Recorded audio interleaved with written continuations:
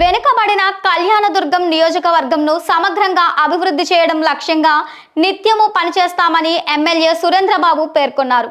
పట్టణంలోని శ్రీ సాయి సుబ్రహ్మణ్యేశ్వర కళ్యాణ మండపంలో ఎమ్మెల్యే సురేంద్రబాబుకు నిర్వహించిన పౌర సన్మానం ఆయన ముఖ్య అతిథిగా పాల్గొని ప్రసంగిస్తూ కళ్యాణదుర్గం నియోజకవర్గంలో సాగునీటి వనరులు లేక రైతులు వలసపోతున్నారని, శాశ్వత కరువు నివారణ కోసం చేపట్టిన 114 చెరువులకు సాగునీరు అందించే పథకాన్ని 2029లోగా పూర్తి చేస్తామని తెలిపారు. ప్రతిపక్షాల విమర్శలకు ఆయన సమాధానం ఇస్తూ ఎన్నికల హామీని 2029లోగా పూర్తి చేశాకే ప్రజలను ఓట్లు అడుగుతామని అన్నారు. రైతుల కళ్ళల్లో ఆనందాన్ని చూడాలన్నదే తమ అభిమతమని పేర్కొన్నారు. కళ్యాణదుర్గం ప్రజలు ఎంతో అభిమానంతో తనకు పౌర సన్మానం చేయడం అదృష్టంగా భావిస్తున్నట్లు తెలిపారు. ప్రజల నమ్మకాన్ని నెరవేర్చే దిశగా కళ్యాణదుర్గం నియోజకవర్గం ఆదర్శంగా తీర్చిదిద్దుతామని పేర్కొన్నారు. ఈ కార్యక్రమంలో సభాధ్యక్షులుగా డాక్టర్ లింగారెడ్డి, వ్యాఖ్యాతగా నాగేష్ పాల్గొన్నారు.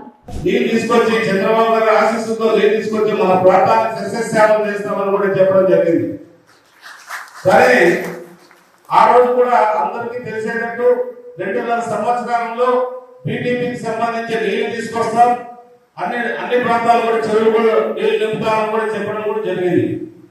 కానీ అనివార్య కారణాల వల్ల ఏదైతే, ఎందుకంటే నేను చెప్పాల్సిన బాధ్యత నా పైన ఉంది, అనివార్య కారణాల వల్ల ఏదైతే ఉందో గడిచిన, అంటే నేను రాజకీయాల్లో మాట్లాడకూడదని తప్పనిసరి ఒకసారి మాట్లాడతా.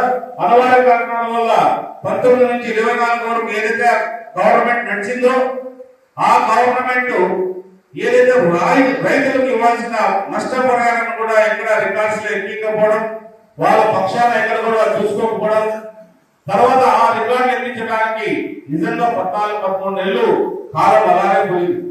అంటే అది లేదు, నేను కూడా ఏమి చేయలేను, ఎవరి భూమిలో ఎంత ఎకరాలు పోతుంది, ఎకరాలు పోతుందో 5 ఎకరాలు పోతుంది అనే సందర్భాలు కూడా లేవు. అందులో భాగంగా రైతులు కూడా భూ నష్టపరిహారం కూడా చెల్లించారు.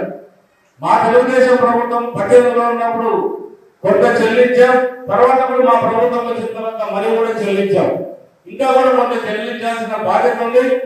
అందులో ఆ 13-14 నెలలు ఆలస్యమైందని నాలో ఒక ఆలోచన కూడా లేచింది.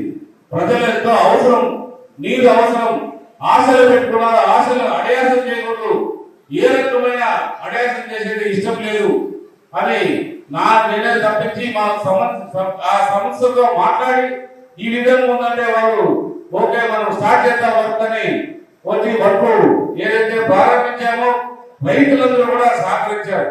ఏదైనా వాళ్ళ భూమి పోతున్నా ఏం పర్వాలేదు, మీరు తవ్వండి, తర్వాత మాకు డబ్బులు వస్తాయని నమ్మకంతో ప్రతి ఒక్కరు కూడా ఆ భూములు ఇవ్వడం జరిగింది. కానీ అలా తవ్వుతూ పోతున్నాం, అక్కడ జరిగిన 15 నెలలు ఆలస్యం నాకు చాలా భయంకరమైన టెన్షన్ కూడా వచ్చింది. ఆ రోజు ఒకటే చెప్పా, ఏదైతే నేను భయపడి ప్రాజెక్టు నేను ఇవ్వని సందర్భంలో మీ అందరికీ క్షమాపణ చెప్పి రాజీనామా చేసి పోతానని కూడా మీ అందరూ కూడా ఆ రోజు తెలియజేయడం జరిగింది. అది సత్యం. 2029 లోపు నీళ్ళు లేకపోతే మాత్రం అదే పని చేస్తా.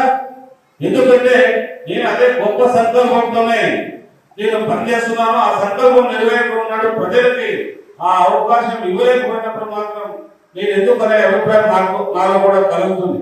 అంటే ఏదో నేను చెప్పడానికి కాదు, అంటే ఒక ప్రాజెక్ట్ అన్న తర్వాత మా ముఖ్యమంత్రి గారు చంద్రబాబు నాయుడు గారు ఏదైతే మనకి హార్టికల్చర్ ఫండ్స్ సంబంధించి ఒక లిస్టు తయారు చేస్తున్నారు.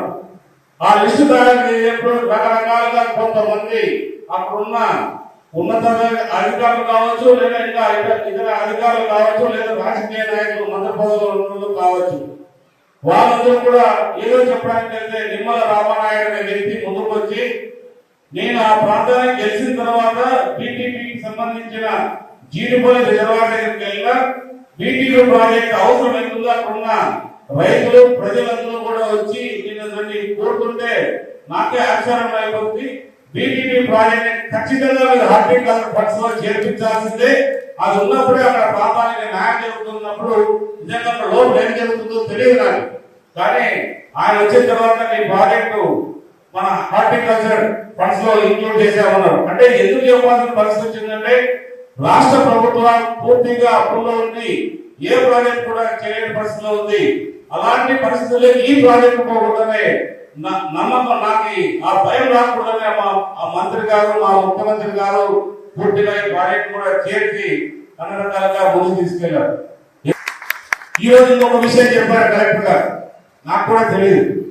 ఈ రోజు మనం ఏదైతే పార్క్ చూసుకుంటూ వెళ్తుంటే ఎంత బాగా చేశారు సార్ మీ వాళ్ళు, పార్క్ ఎంత అద్భుతంగా చేశారని ఆయన అనిపోతున్నారు. అంటే ఒకటే చెప్పారు, ఏదైనా ఎవరైనా పని చేస్తుంటే మనం పోయి తల తొడిస్తే ఆ పని చెడిపోవడం తప్పితే మంచి ఉండదు. కాబట్టి ఒకటే చెప్తున్నా, ఎవరైనా ఒక చేసే పని వాళ్ళు మొత్తం ఉద్యోగం ఫారెస్ట్ డిపార్ట్మెంట్ వాళ్ళు ఆ పని చేస్తుంటే చాలా అద్భుతంగా ఆ పార్కు మన పౌరులందరూ కూడా త్వరలో 15 రోజులు నెల రోజులు ఆ పార్క్ మనకు ఉపయోగపడుతుందంటే ఇలాంటి పెద్ద వాళ్ళు రిటైర్ అయిన వాళ్ళు అక్కడ పోయి కూర్చుంటే మంచి గాలి వెలుతురు వాకింగ్ అన్ని రకాలను కూడా బాగుంటుంది. ఎందుకంటే మనకి చాలా దగ్గరగా ఉన్న పార్క్ అది అవుతుంది. అలాంటి పార్క్ ఓపెనింగ్ వస్తూ ఈరోజు చెప్పాడు సార్, ఏదైతే ఉందో మీరు దిమ్మ సముద్రం సంబంధించి 1000 ఎకరాలే మనకి భూమి ఉంది. ఆ 1000 ఎకరాల్లో మనం రోడ్డు ఖర్చు చేయాలంటే చాలా ఖర్చు అవుతుంది, 100-200 కోట్లు అవుతుంది.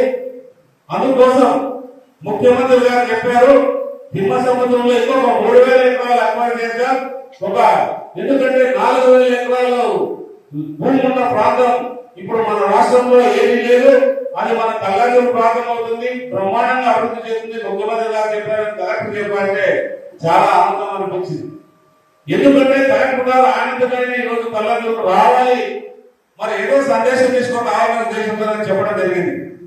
అదే కాదు, చిరకాలంగా కోరికగా ఉన్న మన నూతిమడి గురించి కూడా ముఖ్యమంత్రి గారి కార్యాలయం నుంచి ఇది పూర్తిగా పరిశీలించి ఈ బ్రిడ్జ్ ఏదైతే చూడండి అంటే మనకి పూర్తిగా రాష్ట్ర ప్రభుత్వం ఏదైతే మనం అయితే కావాలో మన ప్రాంతానికి అడుగుతున్నామో అన్ని కూడా మాక్సిమం అయినంత వరకు కూడా వాళ్ళు శాంక్షన్ చేయడానికి కృషి చేస్తూ శాంక్షన్ చేస్తున్నారు.